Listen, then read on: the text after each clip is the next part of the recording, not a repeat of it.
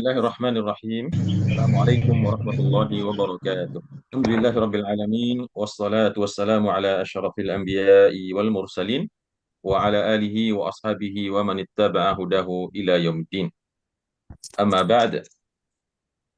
Bapak-bapak dan ibu-ibu, ikhwan dan akhwat, saudara-saudari sekalian yang dirahmati oleh Allah. Baik Bapak dan Ibu, pertama kita bersyukur pada Allah Subhanahu wa taala pada pagi yang berkah ini Allah masih berikan kepada kita nikmat umur yang panjang dalam keadaan sehat walafiat, dalam keadaan masih memegang teguh keimanan pada Allah Subhanahu wa taala dan Rasulnya. Salat serta salam kita doakan untuk junjungan kita Nabi Muhammad sallallahu alaihi wa ala alihi wasallam.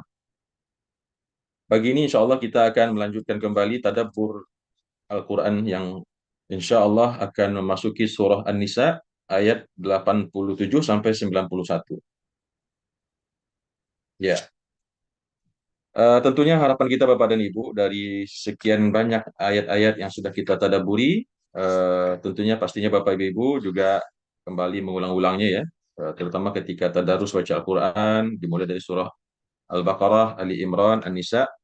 Mudah-mudahan dari perjalanan tadabbur yang sudah kita lakukan, meskipun memang tidak bisa kita pungkiri, kita punya kekuatan ingatan yang terbatas. Kadang apa yang kita pelajari hari ini, mungkin minggu depan sudah lupa. Tapi saya yakin ketika kita sudah pernah mentadabburnya seperti ini, minimal kita teringat ya, minimal kita bisa membayangkan bagaimana kisah kejadiannya dulu. Namun kalau memang lupa, maka bisa merujuk kembali kepada buku-buku tafsir yang ada yang sudah diterjemahkan dalam bahasa Indonesia. La ilaha illahu, ya, kelanjutan daripada ayat yang sebelumnya, di mana ayat sebelumnya Allah mengatakan apabila kalian diucapkan kalimat salam, kalimat tahiyah, yaitu penghormatan, maka balaslah penghormatan tersebut dengan yang semisalnya, dengan yang lebih baik daripada yang diucapkan. Atau kalau tidak, kembalikanlah atau balaslah salam tersebut semisalnya ya, karena sesungguhnya Allah itu maha menghitung atas semua kebaikan. Kemudian di ayat yang 87 Allah mengatakan Allahu la ilaha illa. Allah Subhanahu wa taala la ilaha, tidak ada Tuhan selain Dia. La yajma'annakum ila yaumil qiyamah.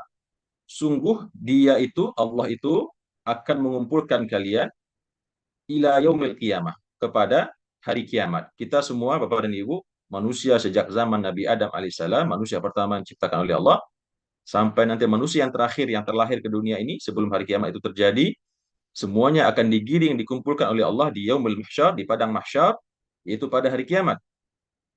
La raiba fih, yang mana hari tersebut tidak ada keraguan padanya, ya. Meskipun banyak manusia yang meragukan apakah benar kiamat itu ada, ya, dan keraguan itu telah terjadi pada zaman-zaman Nabi sebelumnya. Ketika para nabi berdakwah, di samping dakwahnya untuk mengajak manusia beriman kepada Allah, maka para nabi dan para rasul juga mengajak umatnya, pengikutnya untuk beriman akan datangnya hari akhir, ya. Dan kebanyakan mereka mengingkari. Begitu juga dengan orang-orang yang hidup pada zaman Nabi Muhammad SAW daripada orang-orang musyrikin. Padahal hari kiamat itu adalah sesuatu yang tidak ada keraguan padanya. Dia pasti terjadi. Ya, pernah sekali Rasulullah SAW dalam sebuah riwayat diceritakan Rasulullah menyebutkan bahwasanya dengan diutusnya Nabi Muhammad SAW ke atas dunia ini, maka jarak antara kelahiran beliau atau pengangkatan beliau sebagai Nabi dan Rasul itu dengan terjadinya hari kiamat itu bagaikan kahataini, kata Rasulullah. Rasulullah menunjukkan begini, ya, antara jari tengah dengan jari telunjuk. Ya, hampir tidak ada jaraknya kan, antara beliau diutus dengan terjadinya hari kiamat itu. Kemudian dalam riwayat itu dijelaskan setelah beberapa waktu berlalu, sahabat bertanya, "Ya Rasulullah, kenapa kiamat belum juga terjadi? Padahal engkau telah mengatakan ketika engkau diutus, maka jarak antara kenabian engkau dengan hari kiamat itu cuma bagaikan telunjuk dan tangan, telunjuk dan jari tengahnya tangan kita ini." Kemudian Rasulullah menjawab, "Ketahuilah bahwasanya masa yang tersisa antara kenabian beliau dengan hari kiamat itu sangatlah singkat, sangatlah pendek. Meskipun kita rasa sekarang sudah berlalu sekitar 1445 tahun, tapi ternyata hari kiamat belum juga terjadi.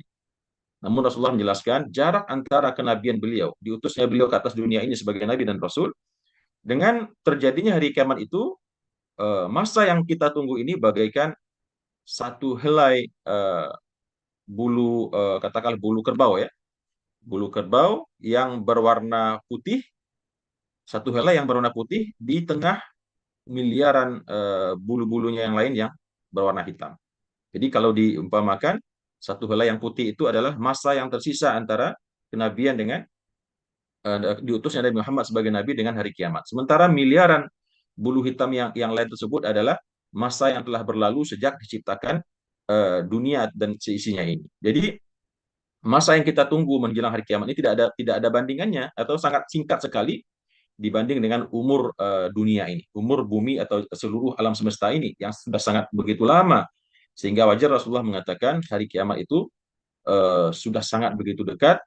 Apalagi kalau kita melihat begitu banyak tanda-tanda yang disebutkan oleh Rasulullah SAW dalam hadis-hadisnya tentang hal-hal yang akan dilihat oleh manusia menjelang hari kiamat, baik itu tanda-tanda alam, tanda-tanda perangai dan tabiat manusia, dan seterusnya. La raiba fih. Jadi Allah akan mengumpulkan semua manusia itu di hari kiamat yang tidak ada keraguan padanya. Wa man asdaqu minallahi haditha. Dan oleh karena itu, siapakah zat atau orang atau siapakah yang lebih benar ucapannya daripada Allah Subhanahu wa taala. Ketika Allah mengatakan bahwasanya Allah akan mengumpulkan manusia pada hari kiamat yang tidak ada keraguan padanya, maka itu adalah sebuah keniscayaan, sebuah kemestian, karena tidak ada orang yang lebih benar, ya, lebih bisa dipercaya perkataannya selain daripada Allah Subhanahu wa taala. Coba kita lihat dalam Al-Qur'an, ya, ketika kita mentadaburi ayat-ayat Al-Qur'an, tidak ada satupun perkataan yang Allah sebut dalam Al-Qur'an itu yang tidak terbukti, ya, yang tidak terbukti kebenarannya, yang tidak bisa diuji kebenarannya. Semuanya telah Allah nampakkan melalui ayat-ayatnya tersebut. Kemudian Bapak dan Ibu rahimakumullah, di ayat yang berikutnya Allah mengatakan, nah ini telah berganti kisah ya, dengan bukan berganti kisah. Tadi diselingi oleh ayat salam dan ayat akidah yang mengatakan Allah akan mengumpulkan orang-orang semua manusia di hari kiamat. Lalu kemudian Allah kembali bercerita tentang satu golongan yang ada di zaman Rasulullah SAW, yaitu orang-orang munafik ya. Fama lakum fil munafiqin. Maka mengapa kamu sekalian, kamu di sini adalah sahabat-sahabat Nabi yang baik-baik ya, sahabat-sahabat Nabi yang beriman dengan sebenarnya, dengan iman yang sesungguhnya, iman yang sejati. Fama lakum fil munafiqina, maka ada apa gerangan kalian wahai sahabatku, ya, fil munafiqina, kalian itu terhadap mengambil sikap kepada orang-orang munafik itu terbagi menjadi dua golongan. Jadi Bapak dan Ibu, kalau kita baca penjelasan daripada ayat ini dalam buku tafsir, di antaranya tafsir At-Tabari, di situ disebutkan ada sekitar 2 atau 3 pendapat yang menjelaskan tentang asbabun nuzul ayat ini. Ada yang mengatakan pendapat yang pertama bahwasanya ayat ini diturunkan kepada orang-orang yang waktu itu berselisih menyikapi orang-orang munafik yang kabur dari medan perang pada perang Uhud. Seperti yang telah pernah kita jelaskan sebelumnya, ketika Rasulullah SAW berangkat ke Jabal Uhud untuk menghadapi serbuan kafir Quraisy dari Makkah, pada awalnya berangkat jumlah pasukan yang cukup banyak ya, jumlahnya mungkin ribuan orang waktu itu. Namun di tengah jalan, karena propaganda tokoh-tokoh munafik, gembong-gembong munafik yang ada dalam tubuh pasukan Nabi Muhammad tersebut, sebagian besar mereka itu malah kembali ke rumahnya masing-masing, ya, kembali ke Madinah, masuk ke rumahnya masing-masing dan meninggalkan berperang bersama Rasulullah Shallallahu Alaihi Wasallam. Nah, terhadap orang-orang yang meninggalkan peperangan ini, yang kembali ke rumahnya, maka terjadi pembelahan sikap di tubuh sahabat Rasulullah Shallallahu Alaihi Wasallam. Ada yang membela mereka, yang mengatakan mereka tidaklah orang-orang kafir, ya. Ada yang mengatakan mereka itu adalah orang-orang munafik yang kafir, ya. Jadi terjadi semacam pembelahan pendapat, pembelahan penyikapan terhadap orang-orang munafik ini. Maka Allah menegur mereka dalam ayat ini dengan mengatakan fama lakum fil munafiqina fi'ataini, ya. Ada apa dengan kalian wahai orang-orang beriman, wahai sahabat-sahabat Nabi, kalian memiliki sikap terhadap orang-orang munafik tersebut menjadi dua golongan. Kemudian pendapat yang kedua ada yang mengatakan bahwasanya yang dimaksud dengan munafikin di sini adalah yaitu orang-orang yang hijrah bersama Rasulullah SAW dari Makkah ke Madinah. Ketika Rasulullah hijrah dari Makkah ke Madinah tersebut, ternyata terdapat sejumlah orang-orang Makkah yang pada sebetulnya mereka itu tidak belum beriman secara utuh pada Nabi Muhammad SAW. Ya, kemudian ketika mereka sampai di Madinah, mereka masih ingat ya kepada saudara-saudara mereka, sahabat-sahabat mereka yang ada di Makkah. Lalu kemudian datang kepada Rasulullah meminta izin untuk kembali ke Makkah dengan alasan mengambil beberapa barang-barang mereka atau menjemput mungkin ada anaknya atau adiknya atau keluarganya yang belum sempat kemarin dibawa hijrah. Kemudian mereka diizinkan oleh Rasulullah SAW pergi kembali ke Makkah. Tapi ternyata begitu sampai di Makkah, mereka membeberkan semua apa yang terdapat oleh dialami atau didapati atau keadaan orang-orang Islam yang ada di Madinah, dan mereka bergabung kembali dengan orang-orang musyrikin, dan mereka mengatakan kami sebetulnya belum beriman pada Muhammad, ya kami saja pura-pura saja, dan mereka kembali ke Makkah dengan mengatakan bahwasanya mereka masih bersama orang-orang kufar atau orang musyrikin tersebut. Artinya mereka adalah orang-orang munafik, Bapak dan Ibu, ya. Ketika bersama Rasulullah SAW di Madinah, mereka menyatakan keimanan, ketaatan, kemudian minta izin kepada Rasulullah, ya, kembali ke Makkah dengan alasan mengambil barang-barang. Sampai di Makkah justru mereka dari pembicaraannya, sikapnya menunjukkan seakan-akan mereka belum beriman pada Nabi Muhammad, cari aman begitu kira-kira. Nah, terhadap mereka ini para sahabat berbeda pendapat, ya. Ada yang mengatakan mereka orang-orang kafir, orang musyrikin, ada yang mengatakan mereka orang beriman, telah hijrah bersama Rasulullah Shallallahu alaihi wasallam. Perdebatan ini, percekcokan pendapat ini sampai ke telinga Rasulullah Shallallahu alaihi wasallam, dan Rasulullah tidak bisa bersikap, ya. Rasulullah tidak bisa bersikap, memberikan pendapat, memberikan statement, pernyataan, sampai akhirnya turunlah ayat ini, ya. Turunlah ayat ini yang nanti kesimpulannya ayat ini mentahbiskan atau menobatkan, memastikan bahwasanya orang-orang tersebut adalah orang-orang munafik yang sesungguhnya. Kemudian juga pendapat yang ketiga mengatakan yang dimaksud oleh ayat ini adalah perselisihan sahabat di dalam menyikapi sebagian orang-orang yang telah menyatakan beriman kepada Nabi Muhammad SAW waktu di Makkah. Namun begitu Rasulullah SAW hijrah ke Madinah, ya, mereka tidak ikut dengan alasan mungkin anak-anaknya masih kecil lah, ada mungkin orang tua yang sakit dan segala macam. Mereka tidak ikut hijrah bersama Rasulullah Sallallahu Alaihi Wasallam, tapi mereka secara lisan menyatakan keimanan pada Nabi Muhammad Sallallahu Alaihi Wasallam. Maka terhadap orang-orang seperti ini, sahabat juga berselisih paham. Ada yang mengatakan mereka adalah orang-orang beriman, ya, namun karena terhalang oleh situasi dan kondisi belum bisa hijrah.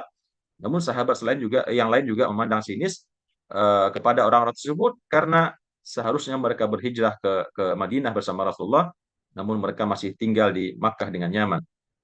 Maka eh, apapun yang kita pilih daripada pendapat yang tiga ini, Bapak dan Ibu, maka intinya adalah terjadi pembelahan pendapat, pembelahan sikap atau pandangan daripada kalangan sahabat Rasulullah SAW terhadap orang-orang munafik tersebut. Maka Allah menegur mereka dengan mengatakan, "Fama lakum fil munafiqina fi'atain." Ada apa dengan kalian wahai orang-orang mukmin, sahabat Nabi Muhammad SAW? Terhadap orang-orang munafik tersebut kalian terbelah menjadi dua golongan. Jadi Allah langsung mengatakan itu orang-orang munafikin semua. Fil munafiqin, ya, fi'atain. Kalian terbagi menjadi dua golongan. Kemudian Allah mengatakan wallahu arkasahum bima kasabu. Padahal Allah lah yang telah membalikkan mereka akibat perbuatan mereka sendiri, akibat kemunafikan mereka sendiri, ya. Allah telah menjadikan mereka orang munafik, memproklamirkan mereka adalah orang munafik karena memang dalam hati mereka itu betul-betul menyimpan kemunafikan. Hatinya, perbuatannya, tindakan memang tindakan-tindakan orang-orang munafik yang sesungguhnya. Maka Allah mengatakan wallahu arkasahum bima kasabu. Kenapa kalian harus berbeda pendapat, berselisih pendapat? Padahal Allah lah yang telah mengembalikan mereka kepada kemurtatan, kemunafikan, ya. Kalau tadi pendapat yang pertama, mereka kembali ke kampung rumah-rumah mereka, bergabung dengan orang-orang munafikin, orang-orang Yahudi, ahlul kitab, atau orang-orang yang tadinya telah hijrah ke Madinah, kembali ke Makkah. Allah mengatakan Allah yang membuat mereka kembali ke Makkah dan bergabung kembali bersama orang-orang musyrikin di sana. Aturiduna an tahdu man adallallah. Allah mengatakan, Apakah kalian mau, wahai orang-orang mukmin, sahabat Rasulullah SAW, antahdu, memberikan petunjuk kepada man adallallah, orang-orang yang telah disesatkan oleh Allah.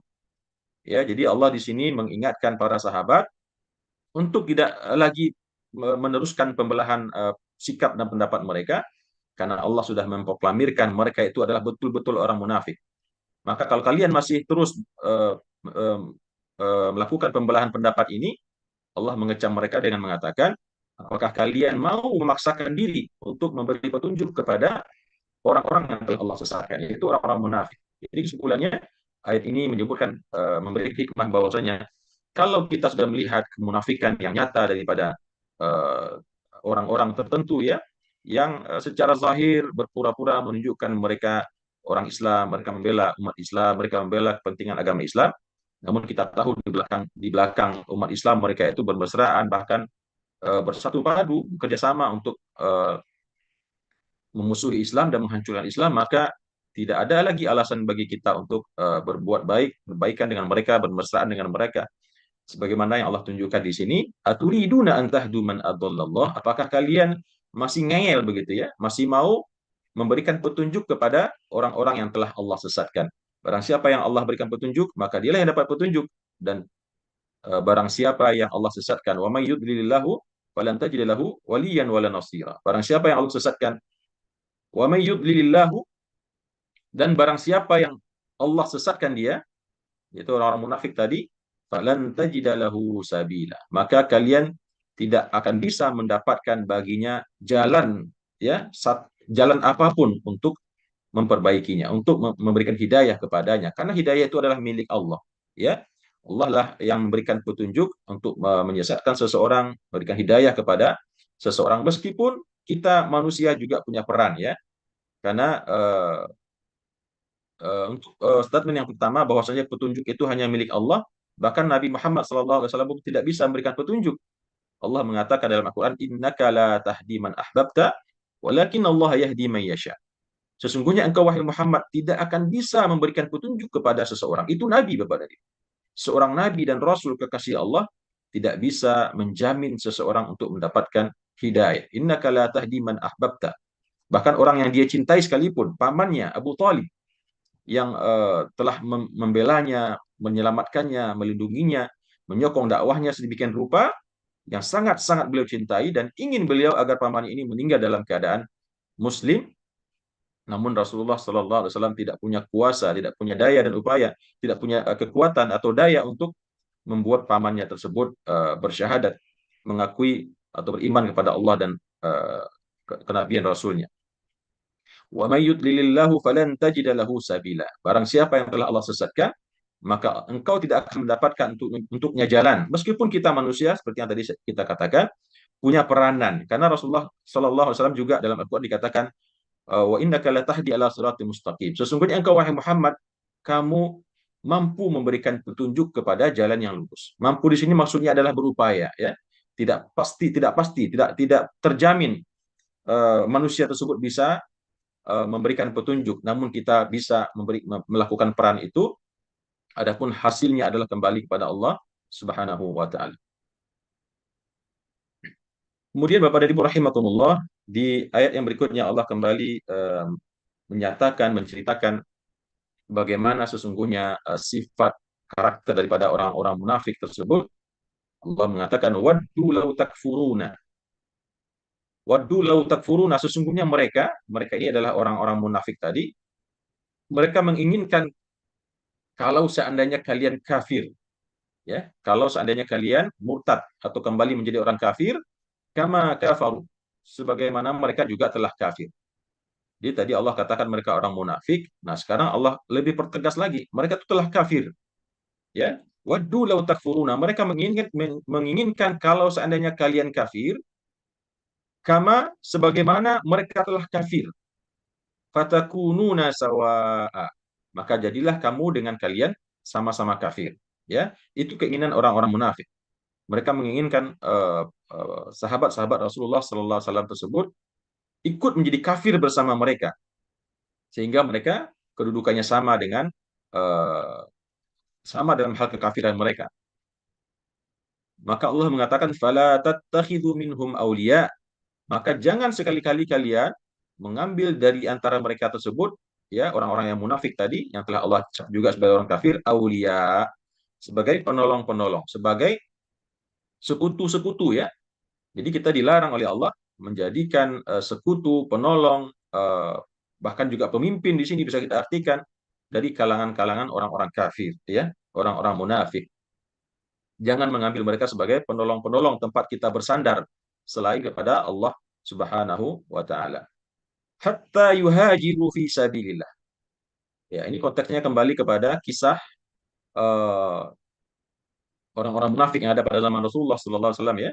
Jangan menjadikan mereka itu aulia, penolong-penolong, teman-teman, ya, sekutu-sekutu, sahabat-sahabat baik, hatta yuhajiru fi sabilillah, sampai mereka itu berhijrah di jalan Allah. Berhijrah di sini ya gantung pendapat yang tadi kita ambil. Kalau kita mengartikannya dengan pendapat yang ketiga, yaitu orang-orang muslim yang mukmin, yang orang-orang beriman kepada Nabi Muhammad SAW yang masih di Mekah belum mau hijrah, maka bisa jadi ayat ini kembali kepada mereka. Atau ketika ini masuk dengan yuhajiru fi sabilillah di sini adalah orang-orang yang meninggalkan kemunafikan.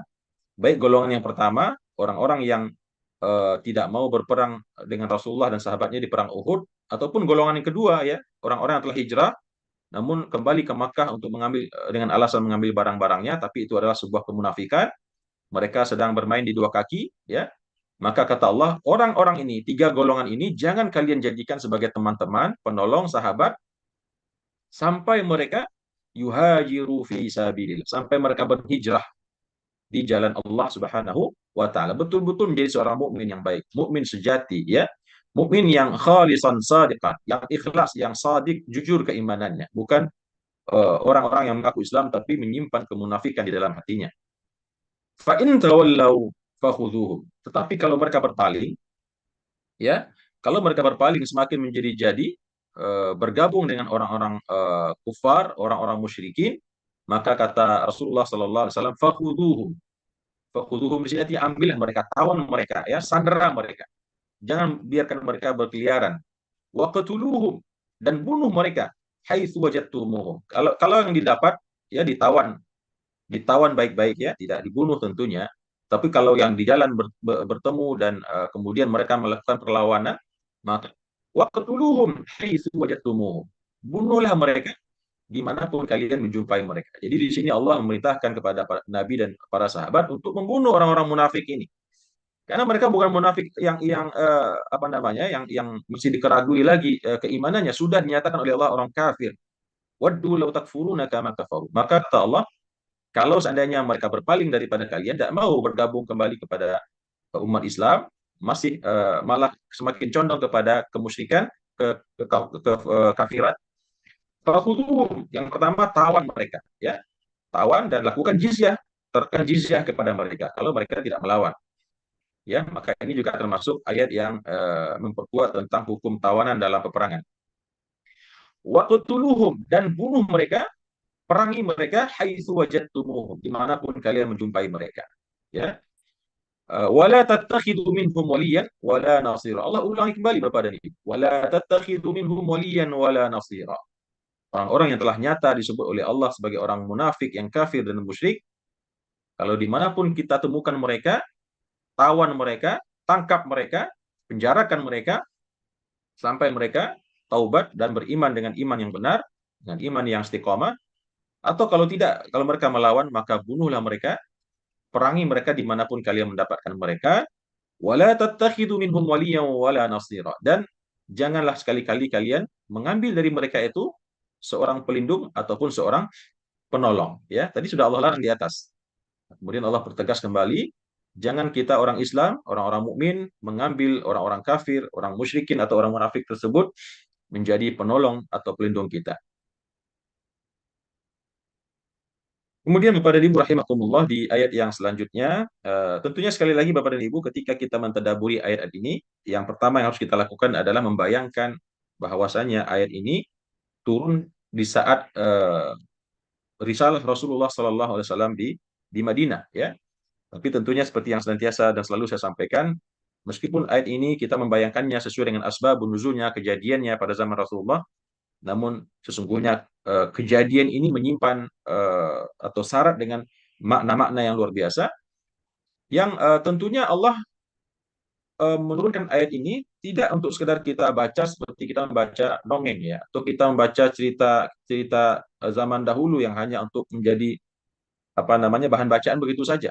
Akan tetapi Allah memerintahkan kita untuk mentadabburi Al-Quran, mentadabburi ayat-ayat ini, karena dengan membaca Al-Quran, membaca cerita-cerita ini, kita akan faham bagaimana kita menyikapi orang-orang yang seperti yang Allah sebutkan dalam Al-Quran ini, orang-orang munafik ya, orang-orang yang suka berkaki dua di dalam kehidupannya, ya, terutama di dalam eh, kehidupan kita yang kita jalani di tengah masyarakat dalam konteks kita berjuang untuk agama, ya, kita pasti menemukan orang-orang dengan mental atau sikap seperti orang-orang munafik yang disebutkan dalam Al-Quran ini.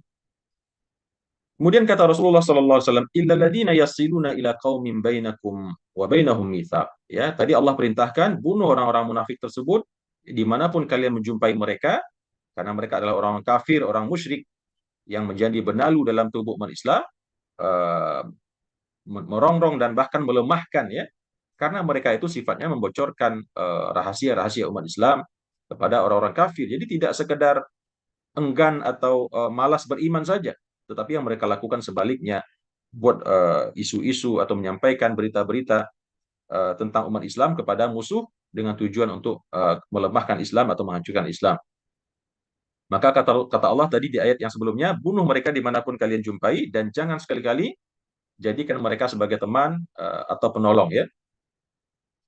Kemudian di ayat yang 90 Allah kecualikan beberapa orang atau beberapa golongan di antara orang-orang yang tadi disebutkan di atas, illal ladzina yasiluna ila qaumin bainakum wa bainahum mitsaq.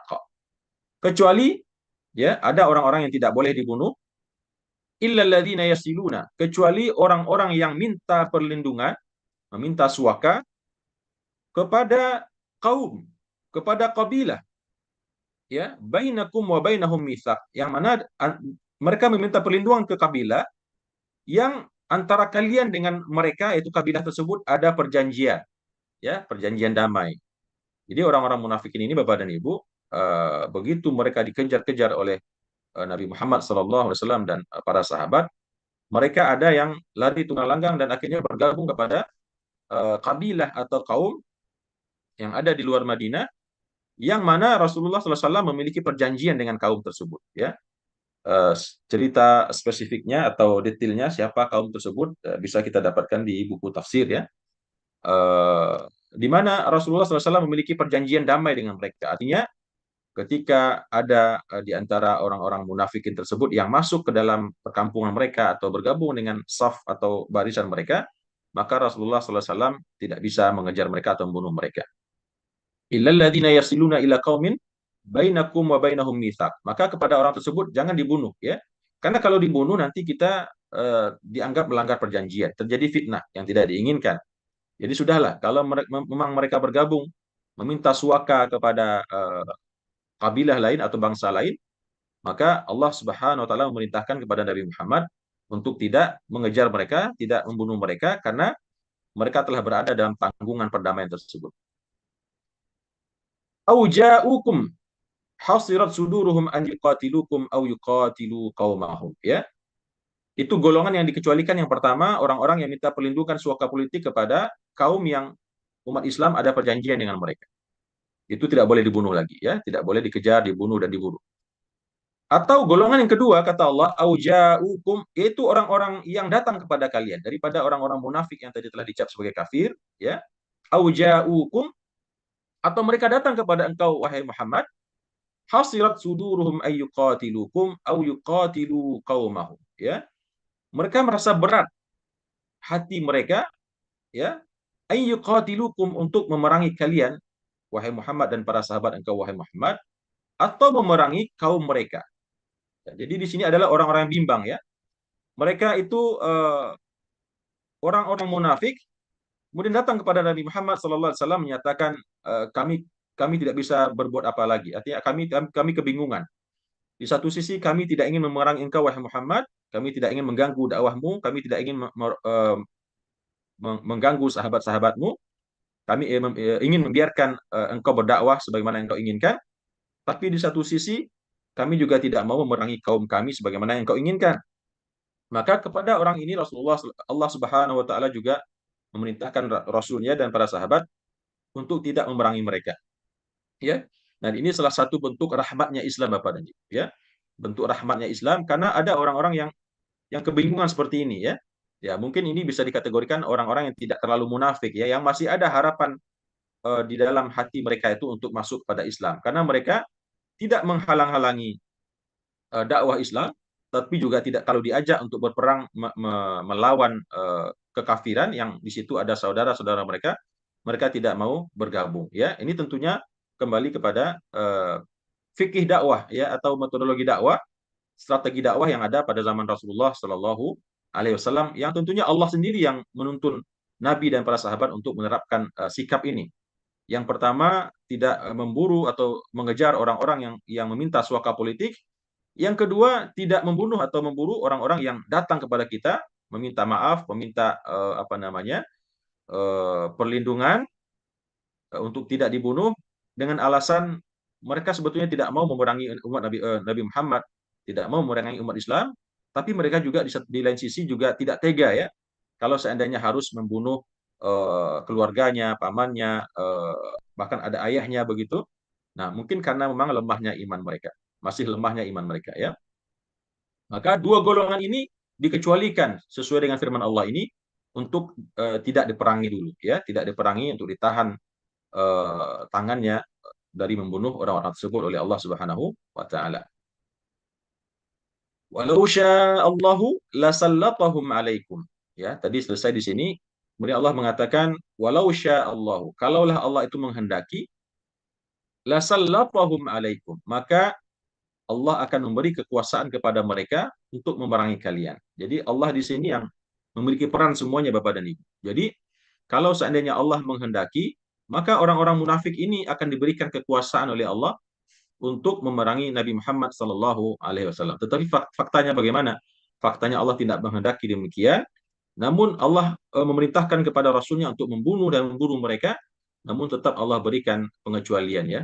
Ini adalah salah satu bentuk kemuliaan Islam, salah satu bentuk kasih sayangnya agama Islam ini kepada orang-orang seperti yang dijelaskan tadi.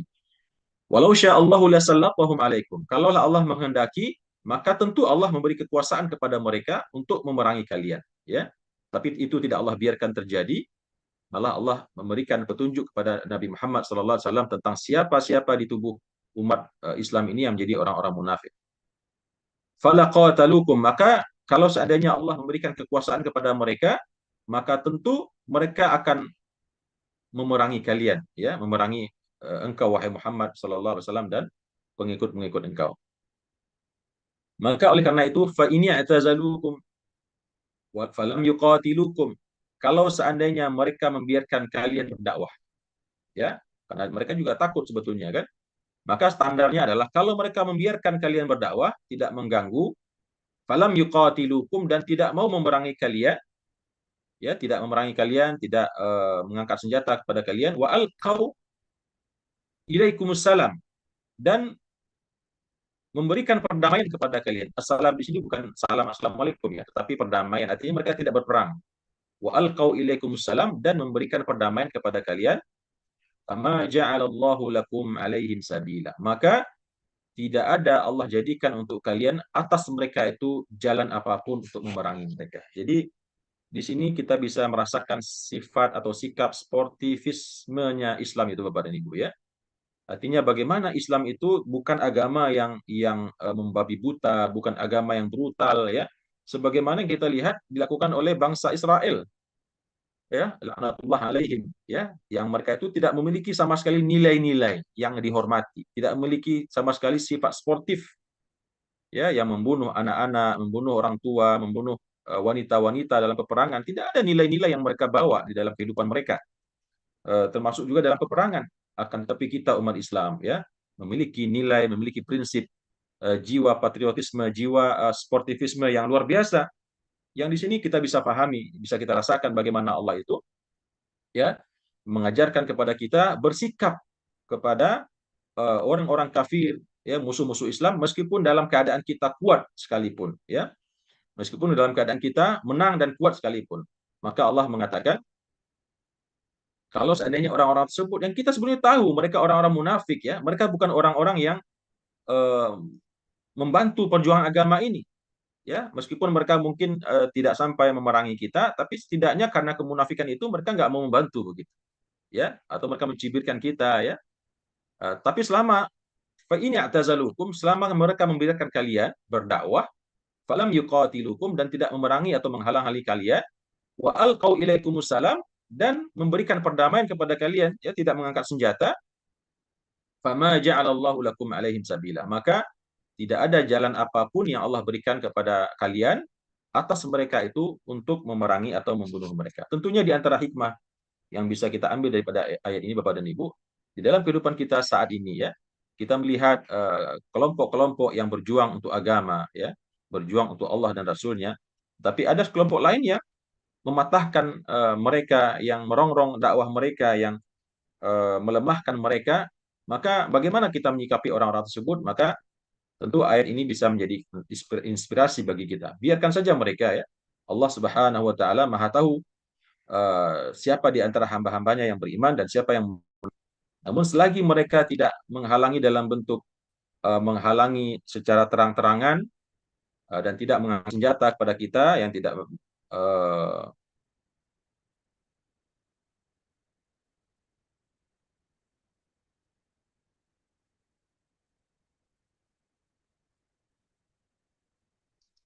baik, sedikit ada masalah. Masih dengar suara saya, Bapak dan Ibu? Dengar, Pak. Masih Dengar, Pak. Ya, Ustaz. baik. Dengar, Ustaz.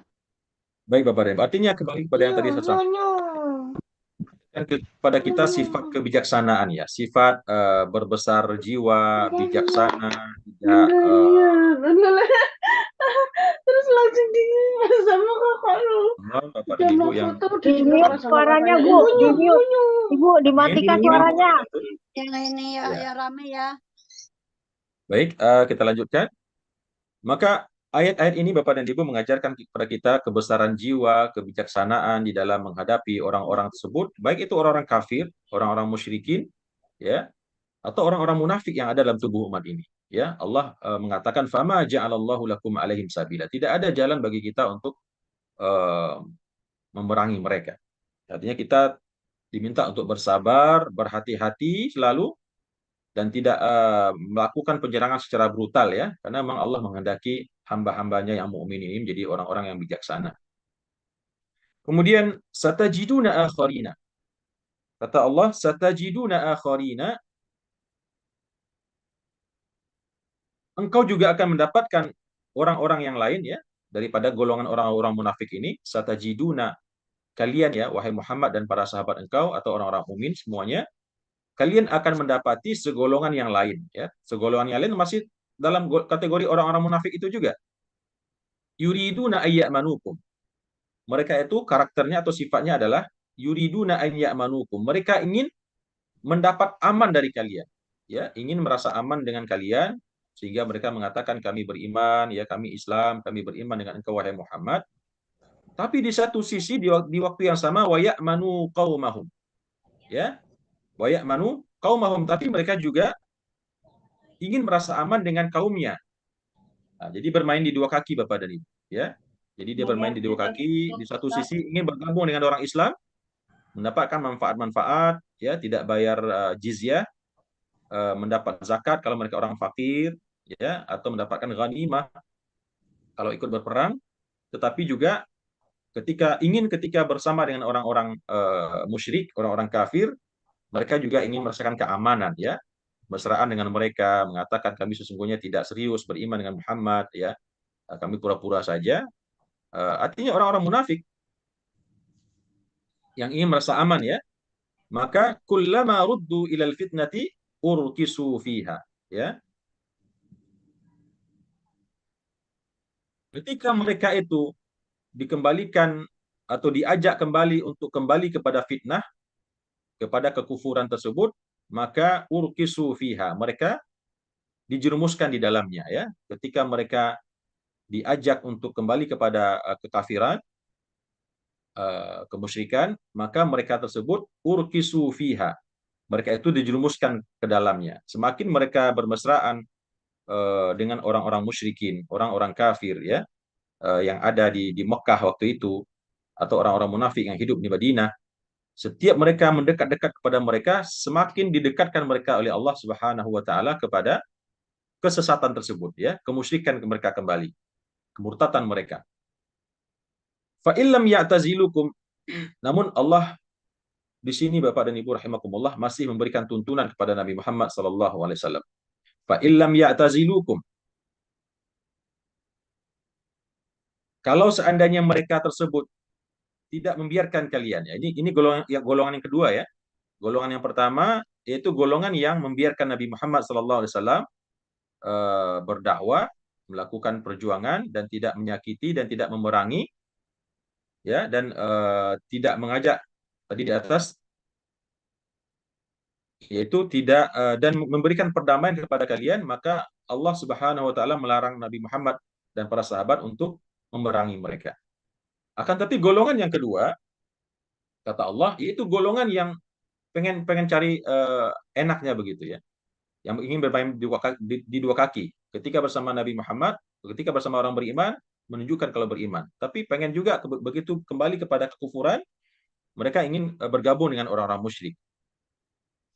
Maka terhadap orang seperti ini, maka Allah mengatakan, fa'illam ya'tazilukum, kalau mereka tidak membiarkan kalian berdakwah, menghalang-halangi kalian, memerangi kalian, wa yulqu ilaikumussalam, dan mereka tidak. Jadi ini ataf ya, kalimat wa yulqu ilaikumussalam ini, mungkin nanti ada Bapak dan Ibu yang paham bahasa Arab menanyakan, kenapa diartikan pakai tidak juga ya.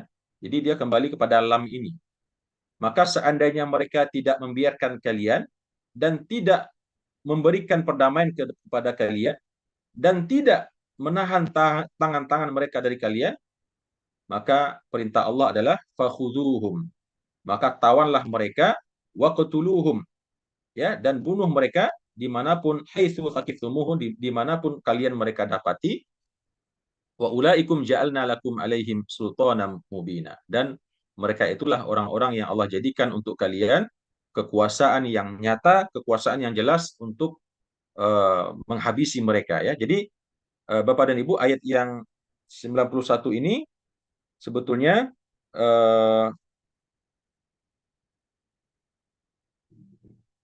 menguatkan ayat yang di awal tadi ya. Ya, jadi sini ada dua golongan. Golongan yang pertama orang-orang munafik yang meminta suaka politik dan tidak mengangkat senjata kepada Nabi Muhammad SAW dan membiarkan Nabi Muhammad berdakwah ya, dan memberikan perdamaian. Maka kepada mereka Rasulullah SAW diperintahkan untuk memberikan perdamaian kepada mereka, tidak memerangi mereka. Sebentar Bapak dan Ibu, saya mohon izin.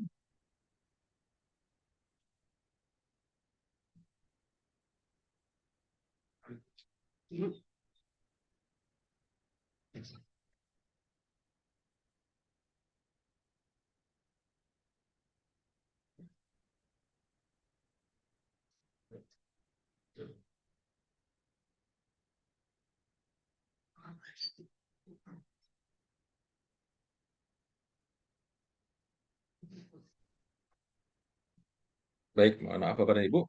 Jadi kembali kepada tadi yang sudah kita sampaikan, dalam beberapa ayat ini ada dua golongan munafik ya. Munafik yang pertama yang meminta perlindungan atau suaka kepada kaum yang lain, di mana Rasulullah SAW memiliki perjanjian damai dengan kaum tersebut, maka kepada orang ini Allah merintahkan Nabi Muhammad untuk tidak memerangi mereka, ya, tidak memburu mereka, akan tetapi kalau seandainya mereka berpaling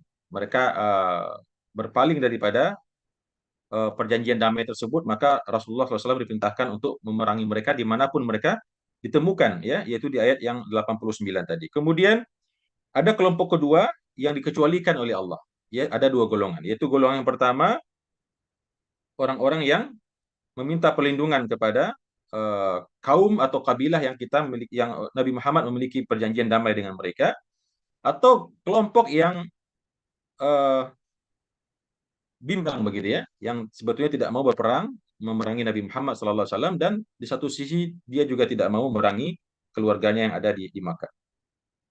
Dan di ayat yang 91 Allah mengatakan ada lagi golongan yang lain yang mereka itu bermain di dua kaki. Beriman dengan Nabi Muhammad, ketika bersama Nabi Muhammad mereka ingin aman bersama Nabi Muhammad dan para pengikutnya, dan ketika bersama orang-orang kafir mereka juga ingin merasakan aman, ya. Maka kepada orang-orang seperti ini kata Allah, kalau seandainya mereka tidak membiarkan kalian berdakwah dengan leluasa dan tidak memberikan perdamaian kepada kalian, maka dan tidak menahan tangan mereka daripada memerangi kalian, maka fakhuduhum, tawanlah mereka, tangkap mereka, waqtuluhum haitsu thaqiftumuhum, dan bunuh mereka dimanapun kalian menjumpai mereka. Maka sesungguhnya mereka itulah orang-orang yang Allah jadikan kepada kalian kekuasaan untuk menumpas atau memerangi mereka. Bapak dan Ibu rahimakumullah, tentunya dari ayat-ayat yang tadi telah kita tadabburi seperti yang saya sampaikan, kalau kita tidak memiliki panduan di dalam memahami ayat ini, maka memang kita akan mendapatkan kesulitan, ya. Saya pribadi juga merasakan hal yang sama, begitu membacanya begitu saja tanpa kembali kepada kitab tafsir di dalam memahaminya, maka memang terdapat kesulitan, apalagi kalau kita tidak memahami bahasa Arab, ya. Maka inilah gunanya kita mentadaburi ayat ini sesuai dengan kaidah-kaidahnya, sesuai dengan ilmunya, dan kita tentu yang saya sampaikan ini berdasarkan pendapat daripada ulama-ulama tafsir yang terkemuka seperti Ibnu Katsir, At-Tabari, Al-Qurtubi, sehingga bukan berasal daripada interpretasi saya pribadi, ya.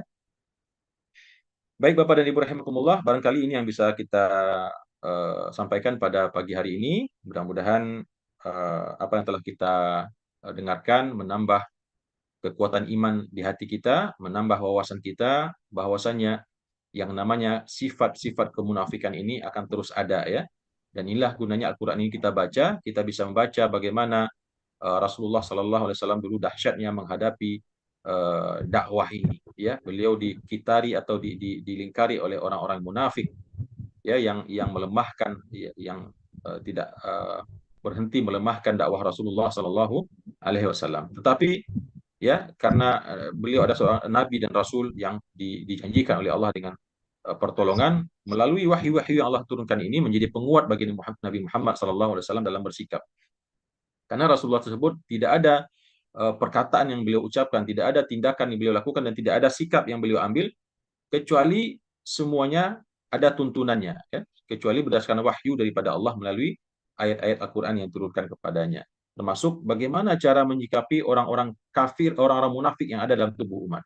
Dan tentunya ini bisa menjadi ibrah bagi kita, bagaimana ketika kita hidup di zaman sekarang ini, kita melihat, ya, di sekeliling kita ada orang-orang yang terindikasi dengan sifat-sifat kemunafikan ini, maka ayat-ayat ini tentu bisa menjadi inspirasi bagi kita di dalam bersikap kepada mereka. Wallahu a'lam bishawab. Demikian yang bisa saya sampaikan, dan mohon maaf atas kekurangan penyampaian saya, dan terima kasih atas perhatian Bapak dan Ibu dan kehadirannya. Insya Allah kita lanjutkan kepada diskusi dan tanya jawab. Untuk sementara kita cukupkan demikian. Aku qouli hadza wa astaghfirullah li wa lakum. Wassalamualaikum warahmatullahi wabarakatuh.